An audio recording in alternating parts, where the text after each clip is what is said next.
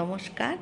সৃষ্টির পক্ষ থেকে তোমাদের জন্য, আমার সকল বন্ধুদের জন্য এই গরমে তাদের স্কিনে কি কি প্রবলেম হতে পারে এবং সেগুলো কিভাবে একটা একটা করে ঘরোয়া পদ্ধতিতে তোমরা সেগুলোকে ঠিক করতে পারবে, তার একটা ছোট্ট আমি টিপস দিচ্ছি। যেমন ধরো, এই গরমে যারা সানস্ক্রিন লাগান না, অনেকেই বলেন সানস্ক্রিন লাগালে প্রচণ্ড গরম হয়, তাদের কিন্তু ফ্রেকলস হওয়ার বা মেচেদা হওয়ার চান্স থাকে।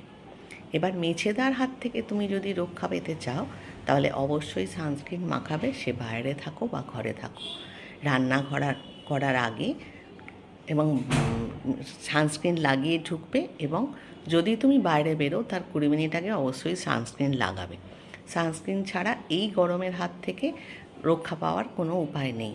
এবং যারা বাইরের ঘুরে কাজ করো, তাদের জন্য প্রত্যেক 2 ঘন্টা ছাড়া ছাড়া সানস্ক্রিন রিঅ্যাপ্লাই করতে হবে। এবার মেচেদার হাত থেকে রক্ষা পাওয়ার জন্য একটা ঘরোয়া টোটকা হচ্ছে, তুমি সারাদিন পর বাড়ি এলে দেখলে যে গালে একটা কালো ছোপ তোমার আসছে, হালকা হচ্ছে, তখন তুমি কি করবে?